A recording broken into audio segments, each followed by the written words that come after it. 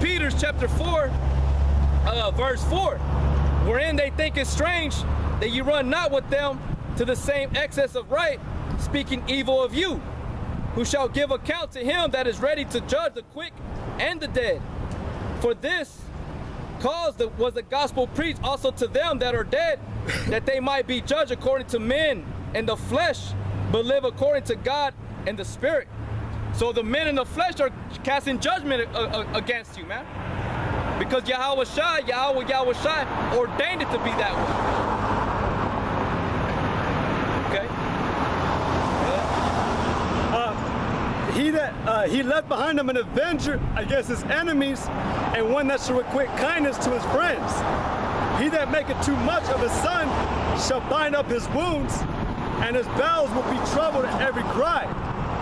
And the horse that broken becometh headstrong, and a child left to himself. Right, like a horse, you gotta tame a horse. How do you tame the horse? You gotta deal with it in a manner, you know, that's like basically you chastising it. You know, you can't just get on a horse and expect it's gonna fight you.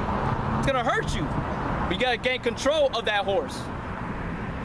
At least they become headstrong. Now a child, if you raise your child, if you're raising your child up and you don't give him his proper discipline, education, teaching, then he's gonna become headstrong against you, man. Proud, like he don't need you. He can do what he wants. Untamed. It's not domesticated, so to speak, because 2/3 you Negro Latinos are a bunch of animals, man. By nature. And horse not broken becometh headstrong, and a child left to himself will be willful. Right, a child that is left to himself will be willful, doing what he wants, what he thinks right. No guidance. Now, a parent can do all those things by giving the son, the daughter, that proper nurturing, but it's gonna be up to it really is not up to that child, but it's up to the Yahweh Shai if it's gonna fulfill its purpose when it goes into that certain ground in that mind. Now that child could just cast it off when he comes to the point of understanding. You can cast it off. But it means he's gonna get it right then and there. He's gonna struggle, he's gonna fight. In the long run, you're gonna see, okay, did it profit? Did it really matter? Conquer thy child, and he shall make thee afraid. Play with him, and right. Conquer is like you're spoiling it. You're not doing nothing to the child. Conquer thy child, and he shall make thee afraid. Play with him, and he will bring thee to heaviness.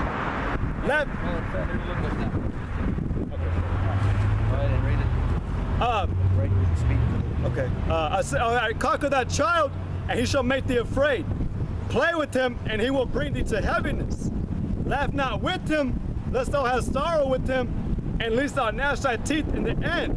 You know, because like the brother's speaking about, you gotta, like that whole conquer thing, you know, you spoil your son too much, or he's gonna become a brat.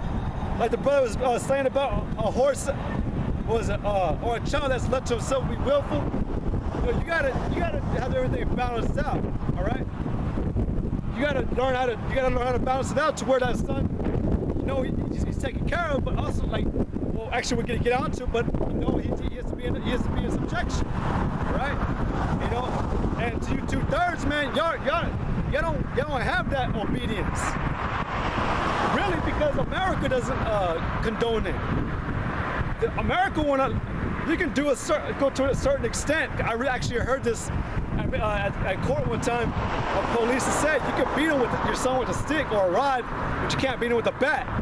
But if you really do that, and the police, or you get the police called on you, what do? They get CPS called on you. So there ain't no real chastisement here in America. Oh, and the most real chastisement is getting a belt and whooping your son's ass. That's real chastisement and doing it right.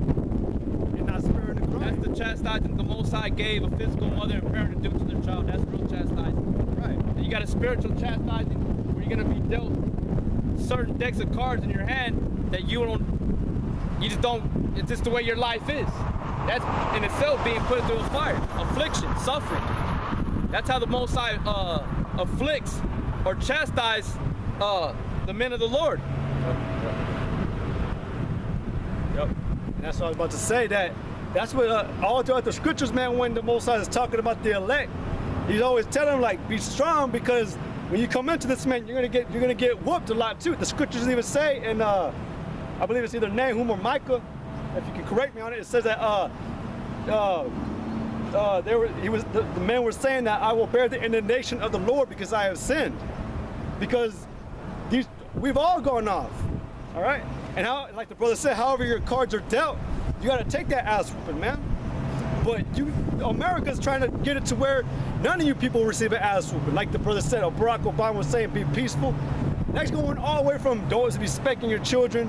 They're 13 years old, so let them get away. Man, fuck the children, man, because they're gonna get an ass whooping too, man.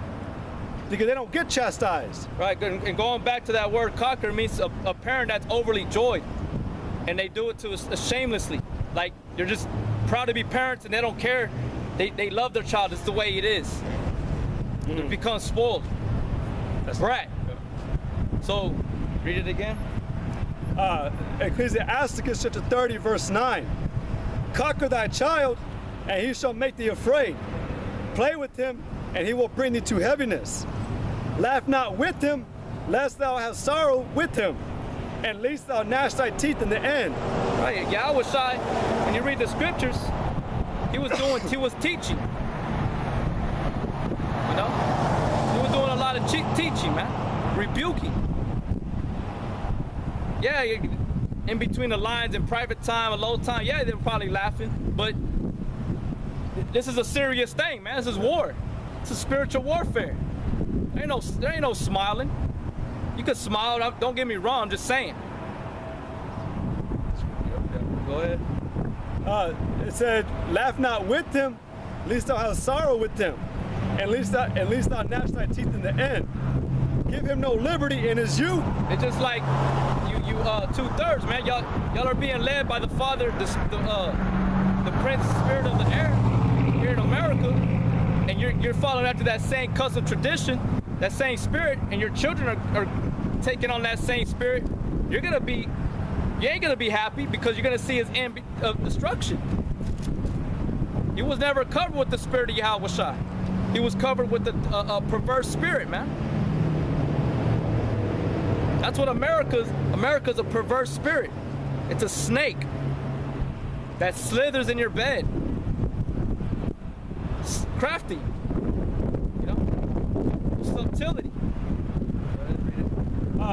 Laugh not with him, lest thou have sorrow with him, and lest thou gnash thy teeth in the end. Give him no. Y'all gonna gnash y'all teeth. What does it say in the scriptures that y'all gonna be put in the fire, gnashing of teeth, man? Y'all gonna be in agony, torment, and your children are too. Because all along you're just being overly joyed. You're being in a joyful spirit all the time here in America. You ain't worried about what's coming. You're not worried about the truth, the true hard facts of the Bible, the prophecies. Y'all are more concerned about just living in this dream. And a perfect example of that is today at the apartment. Me and my girlfriend were watching that Zimmerman thing, and we were talking about it, and it led to other things. It led to that Sandy Hook thing, and we started talking about, you know, about the destruction that's coming. Well, I started talking about it and telling her, like, you know, these people on the internet are trying to give people advice on how to get away and to survive in these coming times of destruction, riots, famine. But no matter how much, even the people that made it out, because one guy was saying on the internet, the best people to go to find out, to get more experience and knowledge on that, is go to the people that actually live it or lived it. Now, does not the Bible say, though a man flee from a bear or flee from a lion, a bear met him, and then he fled from the bear, he went into a house and laid his hand into a wall and the serpent bit him? So those people just made it out that one time. The end, Yahweh Shai hasn't came yet to deliver us from death. Death hasn't been defeated yet. All right, but going back to what I was saying, that my girlfriend started getting scared, man. And I continue to talk about it, you know, seeing through between the lines in that Zimmerman case, the Sandy Hook shit, that Christopher Dorner incident that happened in California, you know. She tells me that I don't want to talk about it no more. I just want to laugh. I want to put something funny. Put something that's funny on. That's y'all people, man. Y'all don't want the truth. Why? Because it brings you down. It brings you to reality, man. It shatters y'all's dreams. It's a rude awakening to y'all, man. Y'all spirit don't like that. So that's why when destruction comes, a lot of you mothers and fathers, it's like the scriptures say, man, there ain't gonna be nobody to pity your child. Nobody's gonna want to bury that carcass, that body that's laying on the side of the street for 7 days, 2 weeks, 3 weeks. Animals chewing on it. And you're scared to go by it because there's lions probably all over there.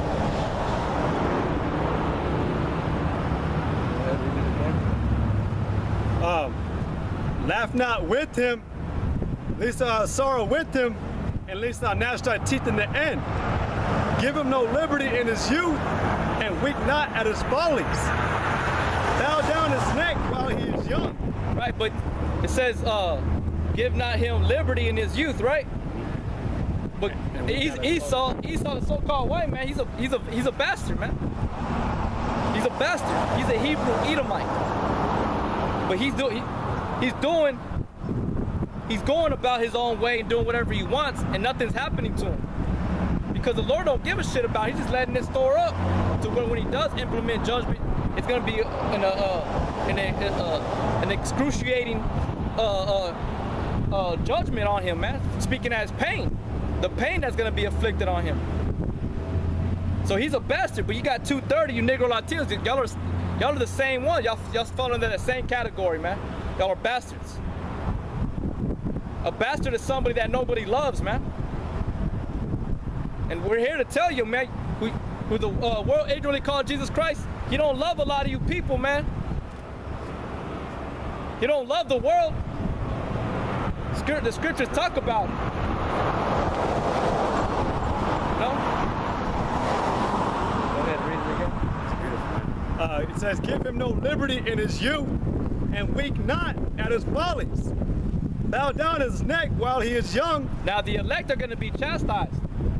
The Lord ain't winking at it. He's going to chastise them, give them what they need at that time for going off. Because the scriptures talk about, was it Hebrews chapter 11, you know, forget not this exhortation, chastisement, man. And when you receive chastisement, you're supposed to take it with joy and to have understanding that, hey, this is being done to cleanse me, to purify me, to make me better, not to make me be stiff-necked. Because that's what a wicked child would do, get stiff-necked, hard-headed.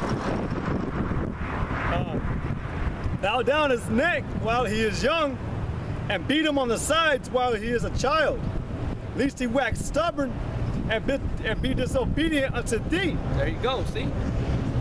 And so bring sorrow to thine heart. Chastise thy son, and hold him to labor, lest his lewd behavior be an offense unto thee. Right, lest his lewd behavior be an offense to thee. Now Yahweh don't give a shit about Esau. It was already planned in the spiritual realm. Esau does not faze him. It makes him mad that he's doing all this wickedness, yes, but as far as like crying for him, praying for him, that he comes back, no. Just like us. It's the way Yahweh Shai.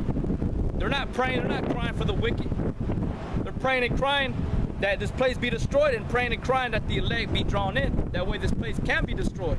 Because you go back to Revelations chapter 7, it says that was given commandment to the angels to hold back the wind, the winds from the four corners of the earth, and not destroy the trees, the trees of the earth, until the elect, or the nation of Israel be sealed up. The elect of Israel be sealed up in their foreheads. So that's all we're waiting and crying about. We ain't and praying for. We're not praying that, like I said earlier. We're not praying for this place to thrive. We're not praying that this place continues. We want this place brought down. Even the apostles, they were wanting that time to happen already. You had certain men that were trying to take Yahushua and crown him. That way he can make it happen at that time. But he wasn't having that. He fled from them because he wasn't there to do that yet. It's not even up to him when it's gonna happen. Hold that and get Acts chapter 1.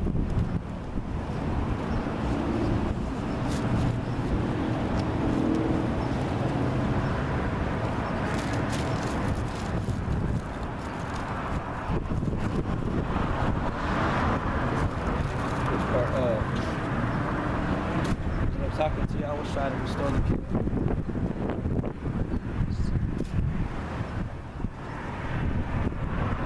This is Acts chapter 1, verse 1, verse 6. When they therefore would come together, they asked of him, saying, Lord, wilt thou at this time restore again the kingdom to Israel? And he said unto them, it is not for you to know the times or the seasons which the Father hath put in his own power. It's not for us to know when Yahweh was ready to give the kingdom back over to the elect.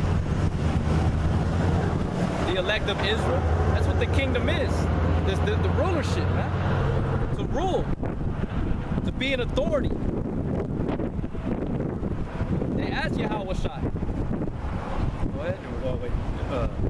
But ye shall receive power, and after the Holy Ghost is come upon you, and you shall be witnesses unto me both in Jerusalem. Right, when the Holy Ghost come unto you, then you shall understand. Some of them didn't understand. They obviously didn't understand yet. That's why they asked them that question.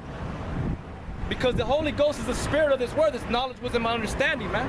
Which gives you understanding of things. Knowing that, hey, it's when the Father's ready. When we could tell by the signs of the times. We could tell that things are waxing worse and worse. Evil men are being more evil, deceiving themselves more and more. We're witnessing all that. So does not the scriptures witness that? Say that? So therefore we distribute it. We project it. Why do we want to pray and hope for a wicked kingdom to continue, man? Where you can't even walk outside, you can't even go inside your home, you can't even lay down your bed, you can't even come out your mother's womb without getting sick. You know, you can't even do that. You can't even be born out of your mother's womb and there's already an illness ready to attack you, man. There's already something ready to destroy you. Why do you want that? That's death, man. That's a curse. So this place has to be destroyed. And fortunately, Esau is the end of the world, like it says in Esdras, man. Second Esdras. Esau's the end of the world, meaning that he's the end of the last ruler of the earth, the wicked ruler of the earth. He's the end of the world. So he has to be destroyed. Because I was gonna say, whether it be a Chinese, Japanese, whoever was in rulership, a heathen, it's still gonna happen. It has to be destroyed. And the restoration of Israel has to be put into effect for what Yahushua promised to the elect, the prophets, that if they continue to the end, they shall receive these promises. Such as there's not going to be no more crime, there's going to be no more worrying in the kingdom. Everything's going to be there that the elect are going to need, and their children that come out from them, man. So you got to be an idiot to want this place to keep going.